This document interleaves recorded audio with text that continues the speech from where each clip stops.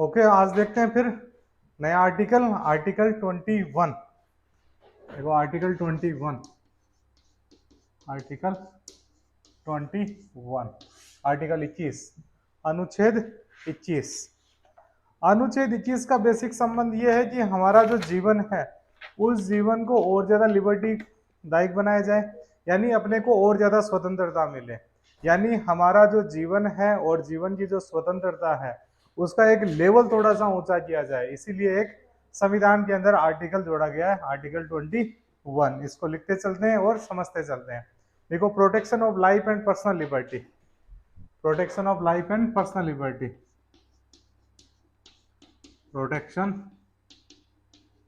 Of life and personal liberty, protection of life and personal liberty. देखो, जीवन व व्यक्तिगत स्वतंत्रता का संरक्षण, जीवन व व्यक्तिगत स्वतंत्रता का संरक्षण, यानी हमारा जो जीवन है उसको संरक्षण मिले और साथ में जो हमारी पर्सनल लिबर्टी है उसको भी प्रोटेक्शन मिले, उसके लिए ये आर्टिकल जोड़ा गया है। इसके आगे लिखो थोड़ा, no person shall be deprived from, no person shall be deprived of his life और personal liberty except according to procedure established by law. विधि द्वारा स्थापित प्रक्रिया के बिना, विधि द्वारा स्थापित प्रक्रिया के बिना, विधि द्वारा स्थापित प्रक्रिया के बिना किसी व्यक्ति से उसके जीवन व व्यक्तिगत स्वतंत्रता को नहीं छीना जाएगा। विधि द्वारा स्थापित प्रक्रिया के बिना किसी व्यक्ति से उसके जीवन व व्यक्तिगत स्वतंत्रता को नहीं छीना जाएगा। No person, no person shall be deprived from his life and personal liberty except according to procedure established by law, procedure established by law। किसी व्यक्ति से उसके जीवन व व्यक्तिगत स्वतंत्रता को बिना विधि द्वारा स्थापित प्रक्रिया के नहीं छीना जाएगा। No person shall be deprived of his life or personal liberty except according to procedure established by law। अब इसको समझते हैं बेसिकली आर्टिकल कहना क्या चाहता है, क्योंकि इस आर्टिकल के अंदर बहुत सारे अन्य राइट्स भी दिए गए हैं। ये सिंगल राइट वाला आर्टिकल नहीं है, इसके अंदर खूब सारे राइट्स दिए गए हैं। पहला इसके अंदर पॉइंट जो दिया गया है वो है प्रोटेक्शन ऑफ लाइफ। तो इस आर्टिकल के अंदर हमारी लाइफ की मीनिंग समझाई गई है कि लाइफ है क्या। बेसिकली हमारा एक तो एग्जिस्टेंस है, एनिमल एग्जिस्टेंस, यानी हम जन्म लेते हैं, उसके बाद में जो जानवरों के अंदर सिस्टम होते हैं वो सारे सिस्टम हमारे अंदर हैं। एक तो हमारा जानवर जैसा जीवन हो, दूसरा हमारा ह्यूमन के रूप में जीवन हो, दोनों में डिफरेंस रहेगा। तो it is much more about the mayor animal existence of a human. तो हमारा जो आर्टिकल 21 है ये हमारे को बेसिकली ह्यूमन डिग्निटी के साथ में जीवन जीने की स्वतंत्रता देता है। ठीक है, पहला तो ये पॉइंट आ गया। दूसरा क्या होता है कि हमारा जो पर्सनल लिबर्टी, पर्सनल लिबर्टी का यहाँ पे मतलब रहेगा, एक तो हमारी बॉडीली रेस्ट्रेंस लिबर्टी होती है। जैसे अजय बाहर जा रहा था, अजय का मैंने हाथ पकड़ लिया, ऐसी लिबर्टी को रोक दिया। यही लिबर्टी को रोकना नहीं होता है। पर्सनल लिबर्टी कि मैंने इसको रोक दिया, केवल बॉडीली रेस्ट्रेंट हो गया। या चार जने सामने आ जैसे आ जाए खड़े हो गए और बोलते हैं तेरे को बाहर नहीं जाने देंगे, एक तो ये रेस्ट्रेंट होता है कि इसकी जो व्यक्तिगत स्वतंत्रता थी उसे रोक दिया गया। एक तो कॉन्सेप्ट होता है रोकना व्यक्तिगत स्वतंत्रता को, और ये आर्टिकल बोलता है कि किसी भी व्यक्ति को, किसी भी व्यक्ति की व्यक्तिगत स्वतंत्रता को रोकने नहीं दिया जाएगा। साथ में जो व्यक्ति जो कुछ करना चाहता है, अपनी जो फ्रीडम है उस फ्रीडम को एक एक्स्ट्रा एडवांस लेवल पे ले जाना चाहता है, वो भी उसे स्वतंत्रता मिलेगी। तो दो टाइप का राइट दिया गया है यहाँ पे। समझ में आया थोड़ा बहुत? नहीं आया? चलो ठीक है, वापिस समझाता है इसको। Protection of life and personal liberty, protection of life यानी संरक्षण करना है हमारे जीवन का। तो व्यक्ति के जीवन का संरक्षण करने के लिए जो आर्टिकल है वो कौन सा है? आर्टिकल 21। सिंपल सा है, व्यक्ति का एक तो हमारा जीवन होता है, जीवन किस रूप में हमारा? हमारा जीवन है एनिमल फॉर्म के अंदर, एक तो जानवर के रूप में हमारा जीवन है, क्योंकि हम लोगों ने जानवर के रूप में जन्म लिया है। और जिस प्रकार से कोई जानवर मतलब जीव, कोई भी एनिमल जीव जैसे जन्म लेता है वैसे एक दिन जीव चला भी जाता है। लेकिन एक तो जानवर का जीवन है जिस जीवन पे बहुत सारे रेस्ट्रिक्शंस होते हैं, जिस जीवन को अलग अलग प्रकार से रोका जा सकता है। जैसे हम हमारी गाय को, भैंस को, बकरी को, ऊंट को, घोड़ी को रोक सकते हैं, बांध सकते हैं। क्या ह्यूमन बीइंग को बांध सकते हैं? नहीं बांध सकते हैं। एक तो हमारी लाइफ रहेगी एनिमल एग्जिस्टेंस के रूप में, एक हमारी लाइफ होती है विथ डिग्निटी। तो हमारे जीवन की जो डिग्निटी है, प्रतिष्ठा है, उस प्रतिष्ठा को मेंटेन रखने के लिए जो हमारा आर्टिकल दिया गया है वो आर्टिकल है आर्टिकल 21, कि आपकी एक प्रतिष्ठा होती है कि आपके साथ में सही तरीके से व्यवहार किया जाए, आपको बेहतर हवा लेने का राइट है, कि क्लास में एसी चले, नहीं तो सफोकेशन हो जाएगा, ठीक है, दम घुटने लग जाए, वो नहीं होने दिया जाएगा। आपको बेहतर पानी पीने का अधिकार है, बेहतर हवा लेने का अधिकार है, बेहतर तरीके से आपको ट्रांसपोर्ट सिस्टम मिले, ये आपका अधिकार है, ठीक है।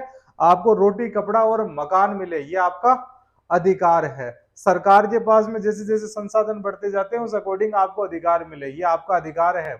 Right to free health, right to free education, right to have shelter, right to have food, right to have protection, right to have marriage, यानी व्यक्ति को अपनी इच्छा अनुसार विवाह करने का अधिकार। कौन सा आर्टिकल? आर्टिकल 21। आईएएस 2018 का सवाल, आईएएस 2018 में प्री में आया था कि व्यक्ति को अपनी मर्जी से विवाह करने का अधिकार कौन सा आर्टिकल देता है?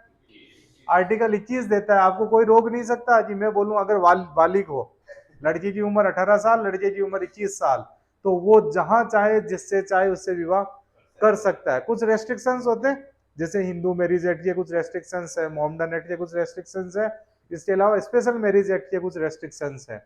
इसके अलावा आप कहीं पे भी शादी कर सकते हो। मियाँ बीबी राजी तो क्या करेगा काजी। कौन सा आर्टिकल? आर्टिकल 21 है ये। समझा? कुणाल राजी हो रहा है। तो ये हमारा आर्टिकल है। आप बाहर जा रहे हो तो धुआं नहीं किया जाएगा बसों के द्वारा। कौन सा आर्टिकल है आपका? 21, कि आपको बेहतर हवा लेने का अधिकार, आपको बेहतर पानी पीने का अधिकार, बेहतर मकान में रहने का अधिकार, ठीक है, बेहतर तरीके से जीवन जीने का अधिकार, ट्रांसपोर्ट सिस्टम मिले आपको ये अधिकार, राशन मिलने का अधिकार, ये सब आर्टिकल 21 के अंदर। फ्री में दवाइयां मिलती है, article 21।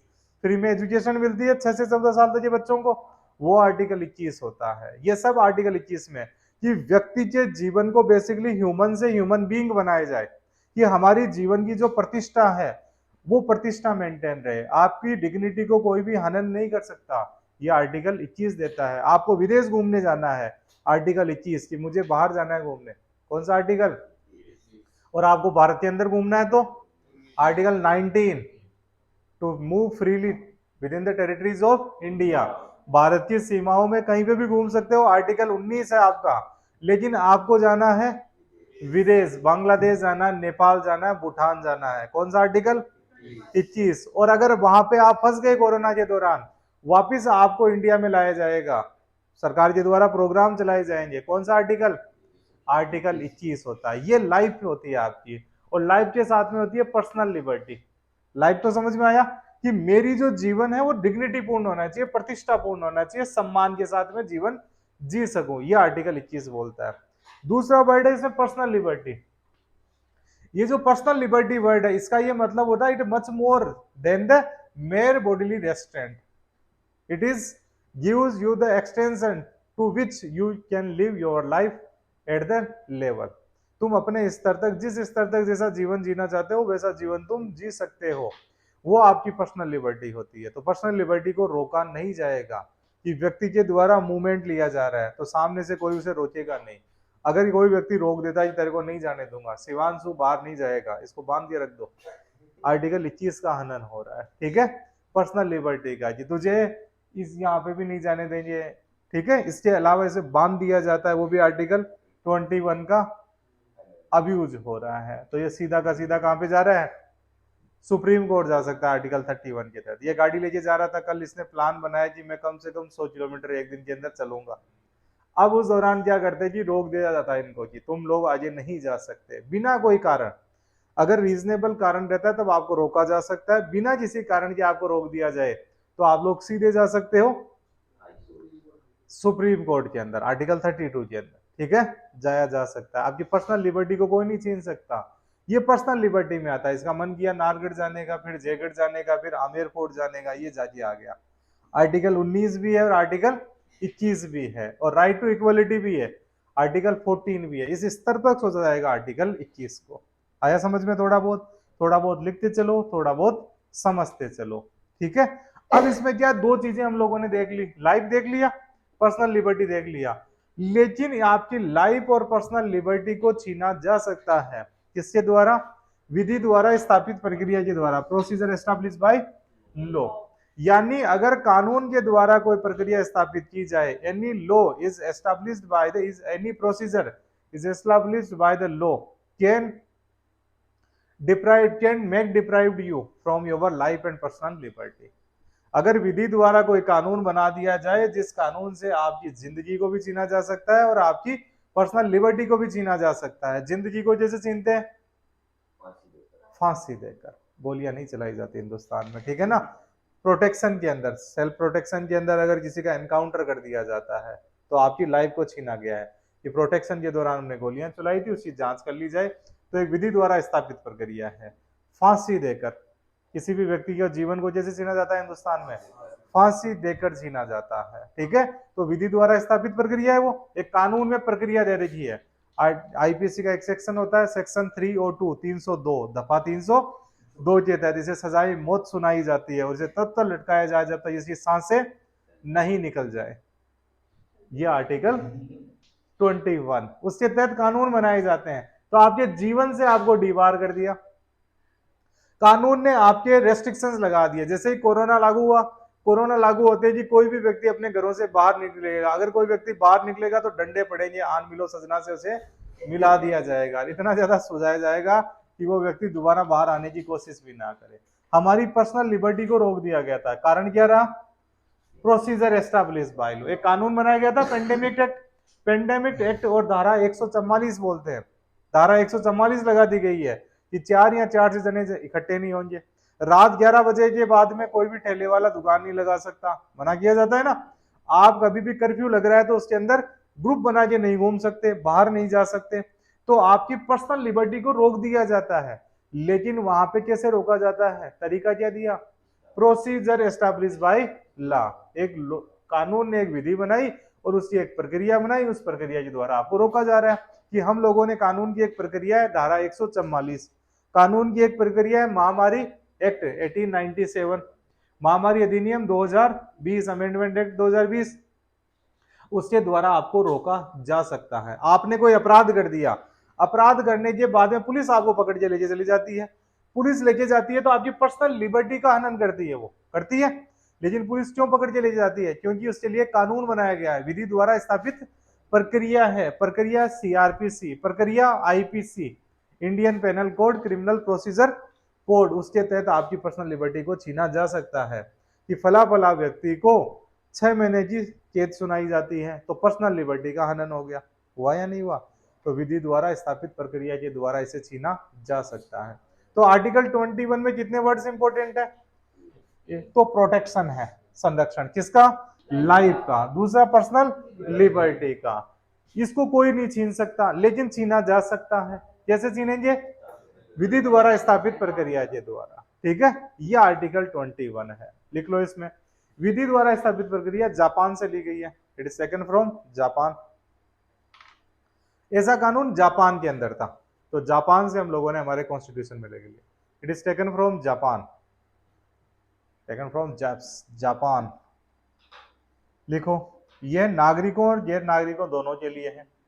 It is for both citizens as well as foreigners, ये नागरिकों और गैर नागरिकों दोनों के लिए है।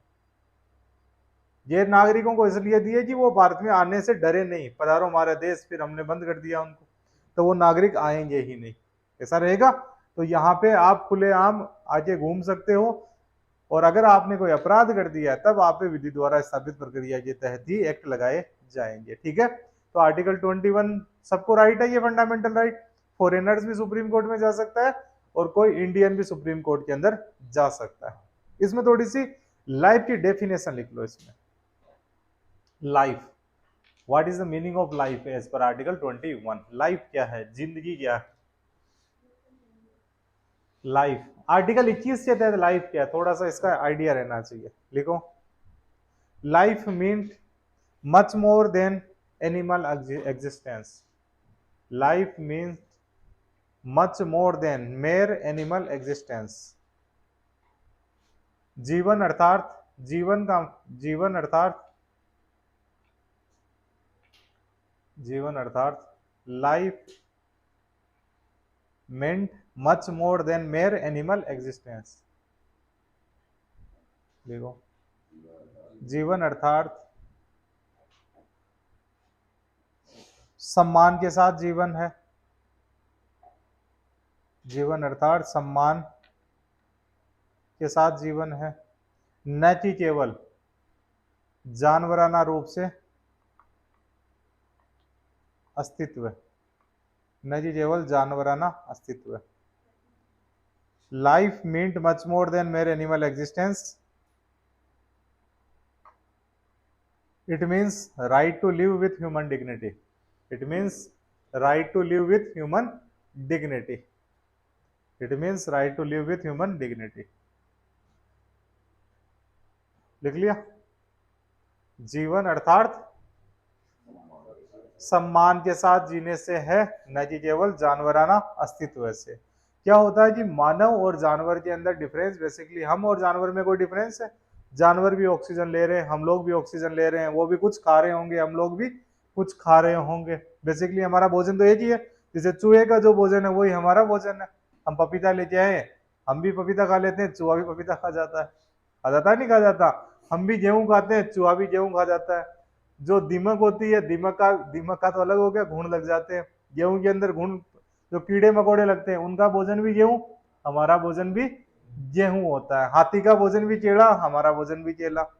यानी ये बेसिक कॉन्सेप्ट है या नहीं है? हम बेसिकली जो सेलुलोज वाली चीजें नहीं खाते क्योंकि हमारे पचती नहीं है। अब हमारा सर्वाइवल ऑफ द जो सिस्टम है वो थोड़ा सा अडाप्टेशन के कारण बदल गया है। तो अगर हम लोगों को जानवर से खुद को अलग करना है तो दोनों के बीच में एक कॉन्सेप्ट काम करता है, वो है कंसाइंस, अंतरात्मा की भावना। जिस किसी जानवर के अंदर अंतरात्मा की भावना ज्यादा जागृत हो गई है वह मनुष्य बन गया, और जिस जानवर के अंदर अंतरात्मा नहीं जागी वह मनुष्य नहीं बन पाया है। इसीलिए कई दफा हम लोग किसी मानव को भी बोल देते हैं तू तो जानवर से भी बदतर है, तेरी अंतरात्मा मर गई थी, तेरा खून सूख गया था, you did a cold blooded murder, ऐसा बोला जाता है। तो वहां पे क्या देखा हम लोगों ने कि उस मानव को जानवर के साथ में तुलना कर दी। तो जिस जानवर के अंदर अंतरात्मा जागी हुई है वह है मनुष्य है। मनुष्य से तो अच्छे तो कुत्ते हैं, कुत्तों की वफादारी बेहतर होती है। यानी जिन कुत्तों के अंदर ये वफादारी जागृत हो रखी है उनमें कंसाइंस, अंतरात्मा का भाव जाग रखा है। समझ में आया थोड़ा बहुत? तो हमारी अंतरात्मा के सम्मान के लिए, हमारी आत्मा के सम्मान के लिए आर्टिकल जो दिया गया है वह आर्टिकल है आर्टिकल 21। तो हमारे आत्मा का सम्मान जरूरी है। और जिसमें जानवर में आत्मा नहीं होती वो जानवर है, कोई फर्क नहीं पड़ता। जैसे सुअर है, वो कीचड़ में पड़े चाहे गद्दे पे सोए, कोई फर्क नहीं पड़ेगा हमारे। पड़ेगा फर्क? नहीं। ठीक है, दूसरा लिखो फिर। पर्सनल लिबर्टी क्या है यहाँ पर? पर्सनल लिबर्टी,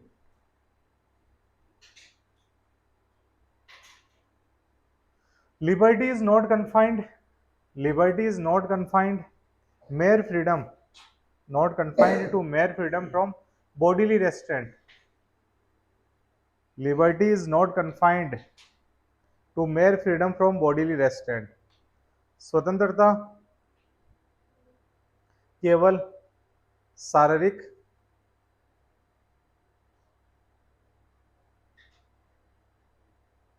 आजादी तक ही सीमित नहीं है। स्वतंत्रता केवल शारीरिक आजादी तक ही सीमित नहीं है,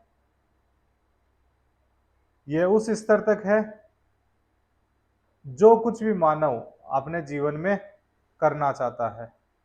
यह उस स्तर तक है जो कुछ भी मानव अपने जीवन में करना चाहता है। Liberty is not confined to mere freedom from bodily restraint but extend to the full range of conduct which the individual is free to pursue. But extend to the full range of conduct which the individual is free to pursue. Which the individual is free to pursue. यानी वह उस स्तर तक है जिस स्तर तक कोई भी व्यक्ति कुछ भी करना चाहता है। जैसे हम लोगों को पूछा जाता है व्हाट आर यू डूइंग, क्या कर रहे हो आजकल, तो ठीक है ना, आई एम परस्यूइंग ग्रेजुएशन, ऐसा बोला जाता है ना, I am pursuing my schooling, ऐसे शब्द बोले जाते हैं। तो हमारी लिबर्टी का ये मतलब केवल इतना नहीं होता कि शारीरिक रुकावट है, कि मुझे शारीरिक आजादी है, वहीं तक सीमित नहीं है लिबर्टी। लिबर्टी का ये मतलब है कि जो हम कुछ करना चाहते हैं वो कुछ कर सके हम लोग, वहां तक लिबर्टी आ जाएगी। जैसे महिलाओं को पहले पढ़ने से रोका जाता था, तो वहां तक ऐसे नहीं होता नहीं हाथ पकड़ लिया पढ़ने से, वहां तक कि जो कुछ भी वो बनना चाहती है वो बन जाए। वो फाइटर पायलट बनना चाहती है, फाइटर पायलट बन सकती है। माउंट एवरेस्ट को छूना चाहती है, माउंट एवरेस्ट छू सकती है। स्पोर्ट्स प्लेयर बनना चाहती, स्पोर्ट्स प्लेयर बन सकती है। मास्टर बनना चाहती, मास्टर बन सकती है। ठीक है, नेता बनना चाहता है कोई व्यक्ति, बन सकता है। यानी जिस व्यक्ति को जो कुछ बनना है वह व्यक्ति वह बन सकता है।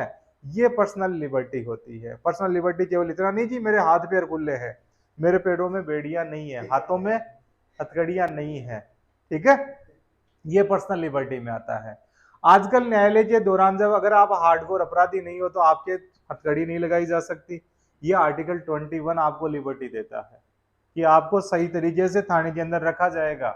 आपको आर्टिकल 21 एक डिग्निटीपूर्ण लाइफ जीने की मर्यादा देता है, आजादी देता है। ये आर्टिकल 21 है। आया समझ में? तो आर्टिकल 21 के तहत हम लोग बेहतर तरीके से जीवन जी सकते हैं। तो कुछ बातें और लिख लो, लिखो इसमें। It is a right to get adequate nutrition, shelter, clothing. It is right to get adequate nutrition, shelter, clothing. ये रोटी कपड़ा और मकान पाने की स्वतंत्रता है। ये रोटी कपड़ा और मकान पाने की स्वतंत्रता है। यानी अगर किसी व्यक्ति के पास में रोटी कपड़ा मकान है वो बड़े स्तर तक ले जा सकता है, जिसके पास में नहीं है ये सरकार की जिम्मेदारी है कि उसको रोटी कपड़ा और मकान देगी सरकार। सर्दियों के अंदर जिनके पास में मकान नहीं होती उनके लिए सरकारें रेन बसेरे की व्यवस्था करती है। सड़कों के किनारे रेन बसेरा देखा होगा, कोई भी भूखा न सोए। ये आर्टिकल 21 ही है कि किसी व्यक्ति को भूखा नहीं सोना दिया जाएगा, सबको राशन दिया जाएगा। उसके बाद में मेडिकल, जैसे जैसे extent of the state goes to the economic development, जैसे जैसे किसी राज्य की आर्थिक वृद्धि विकास बढ़ता जाता है वैसे वैसे सुविधाएं हैं या जीवन जीने का अधिकार का स्तर भी बढ़ जाता है। लिख लो, the extent of right to liberty, the extent of right to liberty and life, the extent of right to liberty and life goes parallel with the development of state, goes parallel with the development of state। व्यक्ति के जीवन जीने का अधिकार का स्तर, व्यक्ति के जीवन जीने के अधिकार का स्तर राज्य की आर्थिक विकास दर के साथ बढ़ता जाता है, के साथ समानांतर चलता है। व्यक्ति के जीवन जीने का अधिकार राज्य की आर्थिक वृद्धि के साथ वृद्धि के समानांतर चलता है, आर्थिक वृद्धि के समानांतर चलता है। अगर मान लो कि भारत के अंदर पहले हमारे को केवल रोटी कपड़ा मकान देने की सुविधा थी, तो लोगों का जो आर्टिकल 21 है वो केवल क्या देगा, रोटी कपड़ा और मकान। फिर भारत के पास में पैसे ज्यादा आ गए कि फ्री के अंदर एजुकेशन दे सकता है, तो एजुकेशन के स्तर पे आ गया। फिर और ज्यादा पैसे आ गए तो हेल्थ भी फ्री में मिलने लगी। और ज्यादा पैसे आ गए तो फिर बेहतर रोडें होनी चाहिए, बेहतर बसें होनी चाहिए। अब हम लोग लाल डब्बे में नहीं चलेंगे, अब हमारे एसी बस के अंदर चलेंगे। लाल डब्बा भी कौन सा, एसी बस वाला होना चाहिए। जगह जगह पे पार्क होने चाहिए। वो राइट टू लिबर्टी में होता है कि सुबह सुबह मेरी आजादी है कि मैं सुबह सुबह घूम के आऊं, सुबह सुबह मेरी आजादी है कि मैं बेहतर हवा लूं। तो जितने भी फैक्ट्रियां शहर के अंदर रहेगी उन फैक्ट्रियों को सबको निकाल के बाहर लगा दिया जाएगा। ये आर्टिकल 21 का अधिकार है। कोई भी बस के द्वारा अगर पोल्यूशन फैलाया जा रहा है तो उस बस पे रोक लगा दी जाएगी। वैसी बसों को बंद कर दिया जाएगा। दिल्ली में के अंदर 2010 के बाद की बसें नहीं चलती, 10 से पहले वाली बसें नहीं चलती। वहां पे आपको हर बस और जो गाड़ियां रहेगी वो 2010 के बाद वाली होनी चाहिए।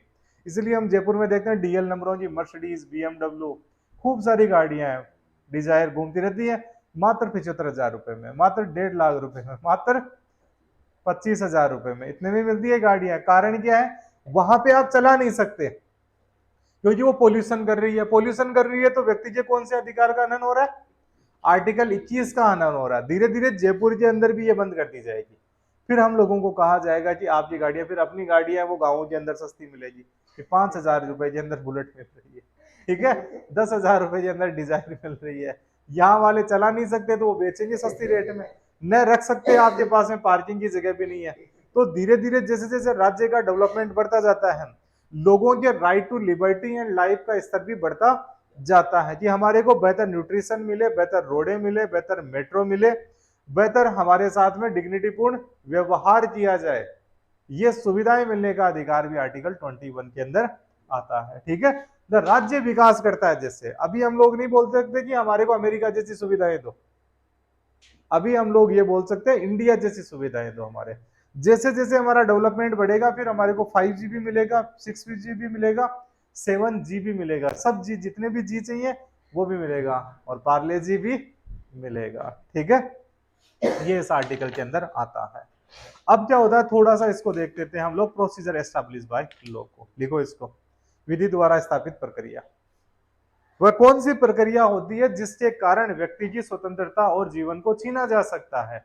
वह है प्रोसीजर एस्टैब्लिश बाय लॉ। अब इस प्रोसीजर एस्टैब्लिश बाय लॉ में जो कानून दे रखा है उस कानून के क्या क्या गुण होने चाहिए, ठीक है। लिखो प्रोसीजर एस्टैब्लिश बाय लॉ, लिखो procedure laid down by the law of the land. भूमि के कानून द्वारा बनाया गई प्रक्रिया, भूमि के कानून द्वारा बनाई गई प्रक्रिया, भूमि के कानून द्वारा बनाई गई प्रक्रिया जो procedure means procedure laid down by the law of the land. भूमि के कानून द्वारा बनाई गई प्रक्रिया जो, या जिसमें कानून, लिखो जिसमें कानून, जिसमें कानून, in the law in which the law, in which the law, लिखो law should be a valid law, valid law, जिसमें कानून एक वैध कानून हो, जिसमें कानून एक वैध कानून हो, यानी कानून वैध होना चाहिए, कानून अवैध नहीं होना चाहिए। कई कानून होते हैं वो अवैध हो जाते हैं, यानी कानून बना भी नहीं था और सरकार की एजेंसियों ने बोल दिया कि हमारे को अधिकार है उठाने का आपको, तब आप लोग सुप्रीम कोर्ट में जा सकते हो, हाई कोर्ट के अंदर जा सकते हो। यानी जो भी कानून, जो भी प्रक्रिया बताई जा रही है कि आपको क्यों गिरफ्तार किया गया है, आपको किस लिए रोका गया है, आपके जीवन जीने की स्वतंत्रता और आपके जीवन का हनन किस लिए किया गया है, वो जिस कानून के द्वारा किया जाता है वह कानून एक वैध कानून होना चाहिए, वैलिड कानून होना चाहिए। अगर वहां पर वो कानून नहीं है, कि अमेरिका में ऐसा होता है तो हम इंडिया में भी ऐसा करते हैं, ठीक है, कि कुछ कंट्रियों के अंदर कुछ लोगों को पत्थरों से मारा जाता है, तो हिंदुस्तान में भी हम लोग पत्थरों से मारेंगे, ऐसा नहीं कर सकते क्योंकि यहाँ पे वैलिड लॉ नहीं है। किसी भी व्यक्ति के जीवन को छीनना है तो कुर्सी पे बैठा देंगे, करंट दौड़ा देंगे, उससे उसका खून सूख जाएगा और मर जाएगा, नहीं, ऐसा नहीं करेंगे इंडिया में। इंडिया में वैलिड लॉ है, फांसी के द्वारा किसी व्यक्ति को जीवन छीना जाएगा। इंडिया के अंदर हम लोग बोल देते हैं कि किसी भी व्यक्ति ने अपराध किया है तब उसको पकड़ के पुलिस लेके जाएगी, मैंने अपराध ही नहीं किया, मैं तो पढ़ रहा था, हिंदुस्तान में पढ़ाई करना अपराध है, कि क्यों पढ़ रहे हो तुम लोग, तुम्हें नहीं पढ़ने देंगे हम लोग, उठा के ले चली गई, वो वैलिड लॉ नहीं है। तब आप सुप्रीम कोर्ट और हाई कोर्ट में डायरेक्ट जा सकते हो। तो पहला तो क्या होनी चाहिए इस लॉ की क्वालिटी, वैलिड लॉ होना चाहिए। सेकंड लिखो, justifying interference with a persons life and personal liberty, व्यक्ति के जीवन व व्यक्तिगत स्वतंत्रता से एक न्यायोचित हस्तक्षेप हो, व्यक्ति के जीवन व व्यक्तिगत स्वतंत्रता से एक न्यायोचित हस्तक्षेप हो। Justifying interference with the life and personal liberty of a person, व्यक्ति के जीवन व व्यक्तिगत स्वतंत्रता से एक न्यायोचित हस्तक्षेप हो।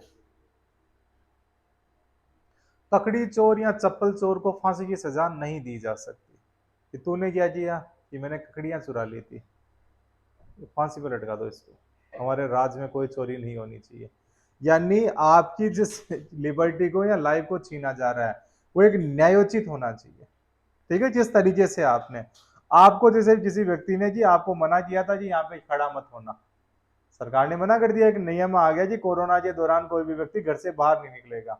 उस दौरान क्या हुआ जी, शिवांशु जो जस गई है अपने घर से बाहर निकला, गैलरी के अंदर खड़ा है, नीचे वाले गेट पे खड़ा था ये, ठीक है, गेट पे खड़ा था, रोड पे आ गया फिर थोड़ी देर बाद में।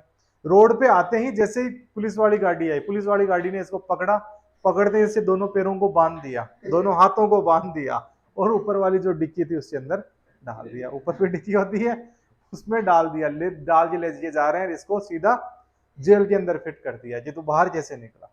यानी कि ऐसा नहीं कर सकते, वो न्यायोचित होना चाहिए। उस दौरान कहा गया था एक दो डंडा मार दो इनके, बाहर घूम रहा जो भी है 100 किलोमीटर की ये रफ्तारें करके आ रहे हैं, ठीक है, कोरोना के अंदर इनके एक दो डंडा मार दो और वापस घर के अंदर भगा दो, इतना ही तो किया जा सकता है ना। यानी आपके द्वारा जो इंटरफेरेंस किया जा रहा है वो न्यायोचित होना चाहिए, वो किसी भी प्रकार से व्यक्ति के साथ में एक्सट्रीम नहीं होना चाहिए, ठीक है। आया समझ में दूसरा पॉइंट भी। तीसरा पॉइंट लिखो, law should have been strictly followed, law should have been strictly followed, कानून कानून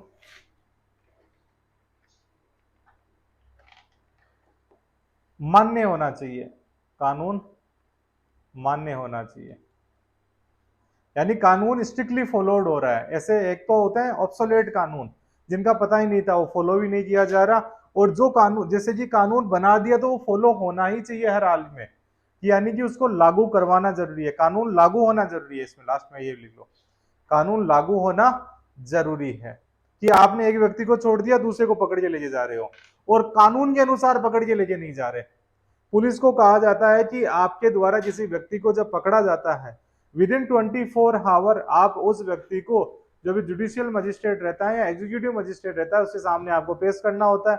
अब पुलिस ने क्या किया कि अजय को पकड़ के तो ले गई पुलिस, और पिछले 1600 घंटों से इसको जेल के अंदर ही बंद कर रखा है, और पता ही नहीं है, कैद खाने के अंदर बंद कर लिया। ये राष्ट्रीय बहुत ज्यादा सिगरेट चीजें पता है इसको, ठीक है। अब इसको कोर्ट में भी पेश नहीं कर रही। अब अजय की ये जिम्मेदारी, इसका एक अधिकार बनता है कि ये डायरेक्ट सुप्रीम कोर्ट में जा सकता है, इससे रिलेटेड जो भी लोग हैं ये सुप्रीम कोर्ट में जा सकते हैं, कि अगर इसने कोई अपराध किया है या इस पे कोई चार्जेज हैं, तो इस व्यक्ति को 24 घंटे के अंदर अंदर न्यायालय के सामने पेश किया जाना। पुलिस का काम केवल इतना सा है, वो इसको पकड़ेगी और कोर्ट के सामने लेके चली जाएगी, कोर्ट भी डिसाइड करेगा कि इसको जेसी करनी है या पीसी करनी है, जुडिशियल कस्टडी में भेजना है या पुलिस कस्टडी के अंदर भेजना है। समझ में आ गया। तो जो भी प्रक्रिया दे रखी है, वो कानून दे रखा है, वो स्ट्रिक्ट रूप से लागू होना चाहिए, उसकी फॉलोइंग होनी चाहिए, वहां पे मन मर्जी नहीं कर सकते आप। इस कानून को बोला जाता है प्रोसीजर एस्टैब्लिश बाय लॉ बोल दिया जाता है। कोई कंफ्यूजन नहीं है, लिखो इसमें केस लॉ, केस लॉ समझते हो। केस लॉ कौन कौन से केस हुए जो सुप्रीम कोर्ट में पहुंचे और उनमें क्या क्या डिसीजन आया। पहला लिखो, AK. Gopalan versus state of Madras, AK. Gopalan, AK. Gopalan versus state of Madras, तो मद्रास, गोपालन बनाम मद्रास राज्य, ठीक है। अब इस केस के अंदर जो सुप्रीम कोर्ट ने बात कही, सुप्रीम कोर्ट ने यह कहा था कि किसी भी व्यक्ति की जो पर्सनल लिबर्टी होती है या जो लाइफ होती है, उसको छीना जा सकता है लेजिस्लेटिव लॉ के द्वारा, किसी भी एग्जीक्यूटिव ऑर्डर के द्वारा उसे छीना नहीं जा सकता। इसलिए एक पॉइंट लिख लो, life and personal liberty of a person, या इसको ऐसे लिखो, रहने दो इसको, प्रोटेक्शन ओनली अगेंस्ट, ऐसे लिखो, protection only against arbitrary executive action, not against legislative action. व्यक्ति को अनुच्छेद 21 का संरक्षण, व्यक्ति को अनुच्छेद 21 का संरक्षण केवल केवल स्वेच्छाचारी, व्यक्ति को अनुच्छेद 21 का संरक्षण केवल स्वेच्छाचारी कार्यपालिकाई आदेश के विरुद्ध है, न कि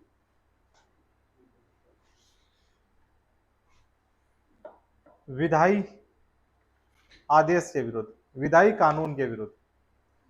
व्यक्ति को संरक्षण केवल आर्बिट्रेरी या स्वेच्छाचारी कार्यपालिकाई आदेश के विरुद्ध है, न कि विधायी कानून के विरुद्ध।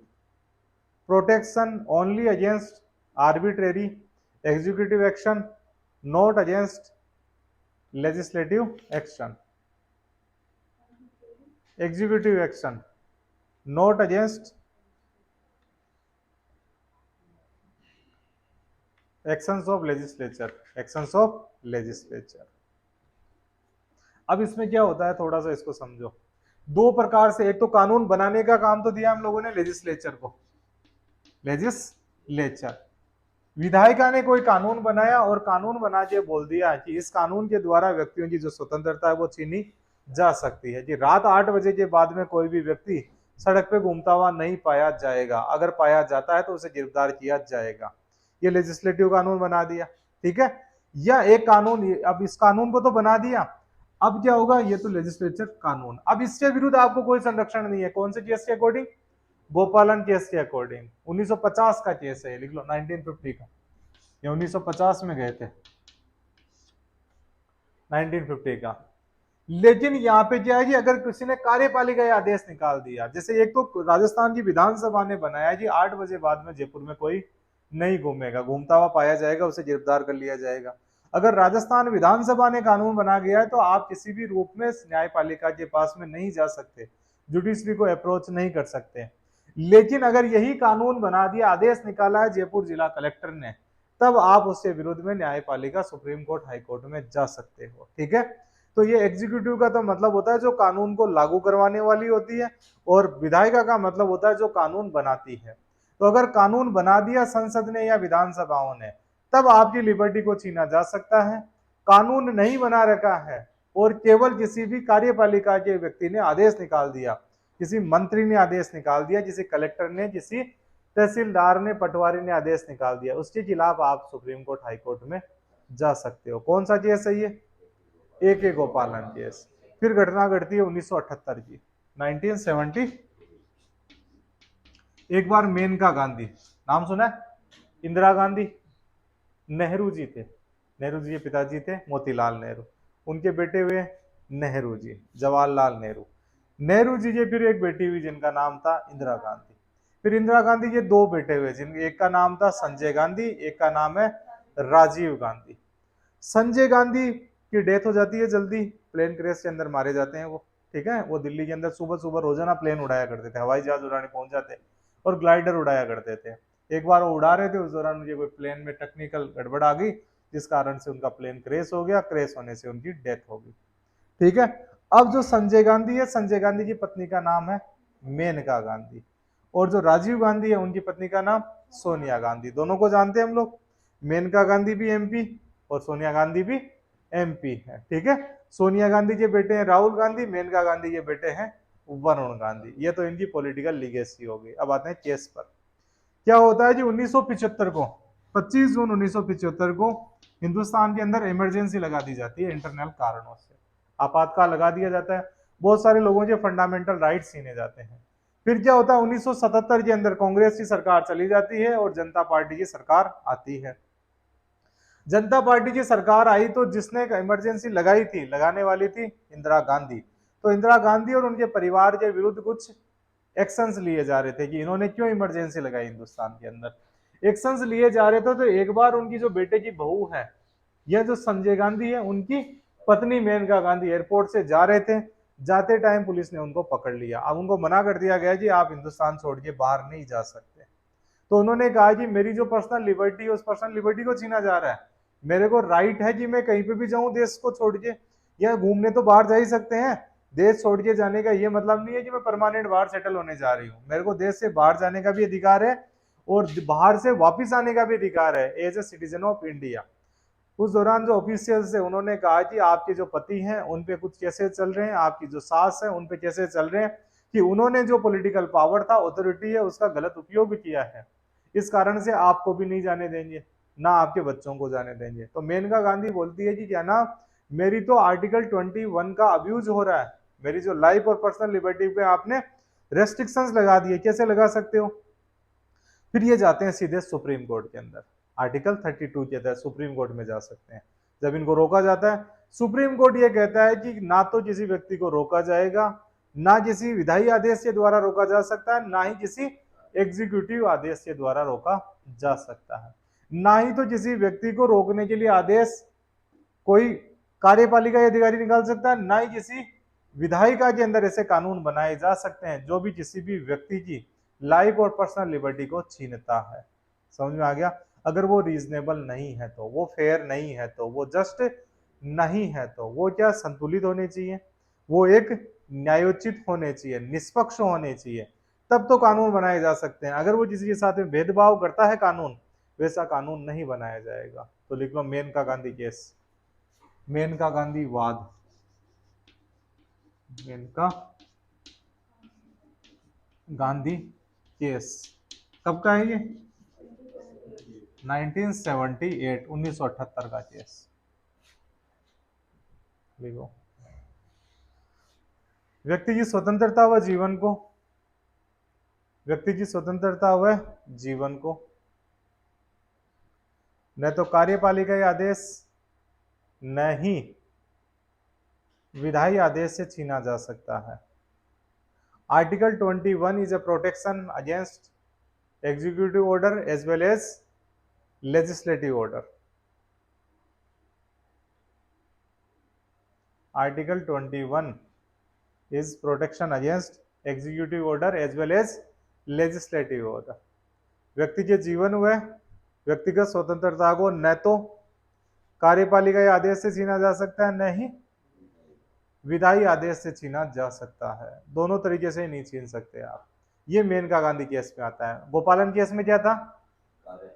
कार्यपालिका आदेश से नहीं छीन सकते, विधायिका ने अगर कोई आदेश, लेजिस्लेटिव एक्शन है, उससे आपकी स्वतंत्रता को छीना जा सकता है। इसी केस से निकल के आया एक नया concept, it give rise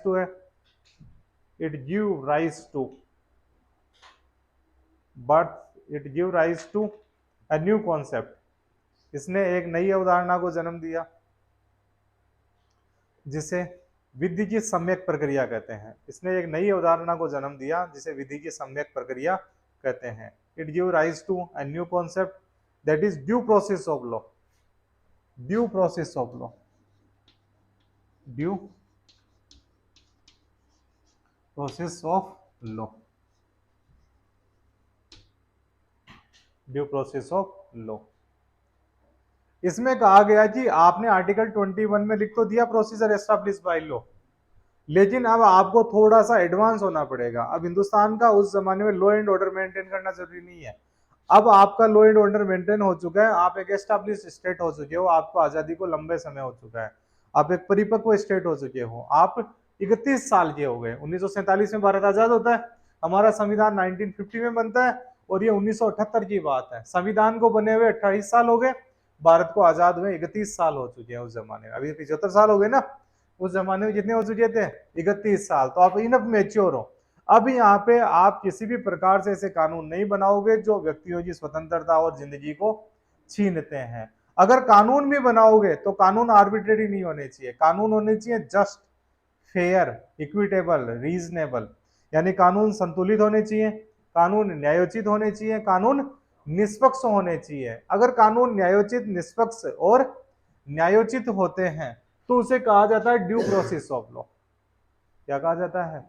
due process of law. This concept is taken from America. लिखो अब इसके बारे में थोड़ा, ड्यू प्रोसेस ऑफ लॉ। ये यूएसए से ली गई अवधारणा है। This is a concept from USA, this is a concept from USA. USA से यह प्रक्रिया ली है। और procedure establish by law Japan से ली गई है। याद रहेगा ये, लिखो। It is based on natural justice, ये प्राकृतिक न्याय पर आधारित है। It is based on natural justice.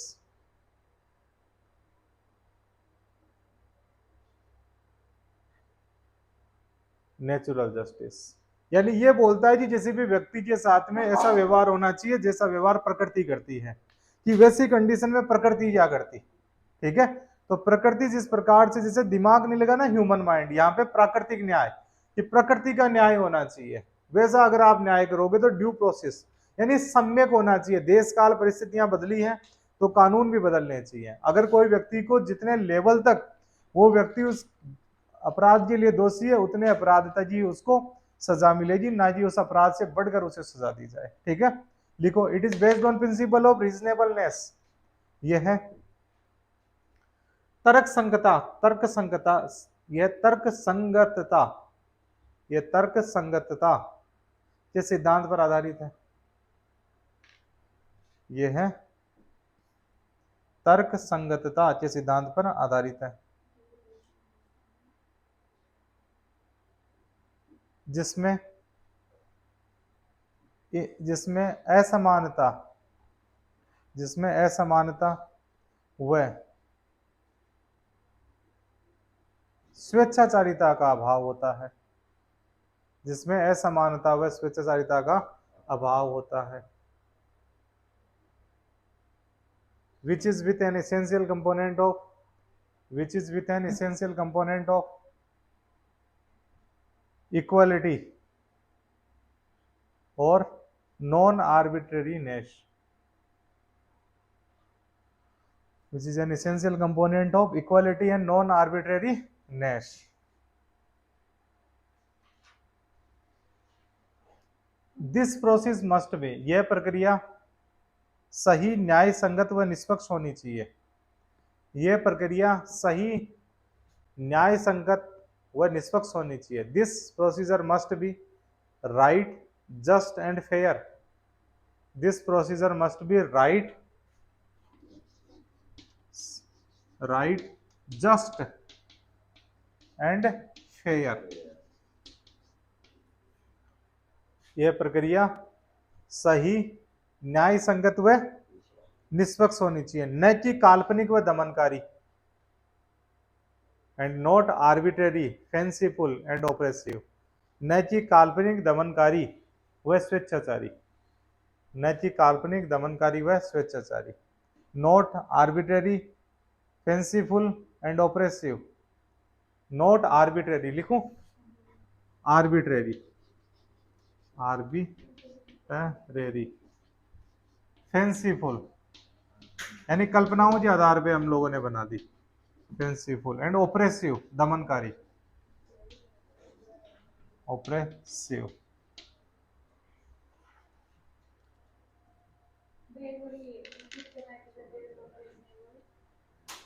It is,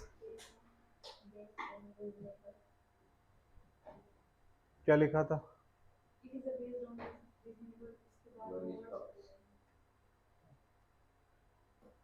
based on basically ये लिख लो, प्रोसीजर मस्ट बी, फिर आगे बताता हूँ, वो नोट्स देख लेना है ना।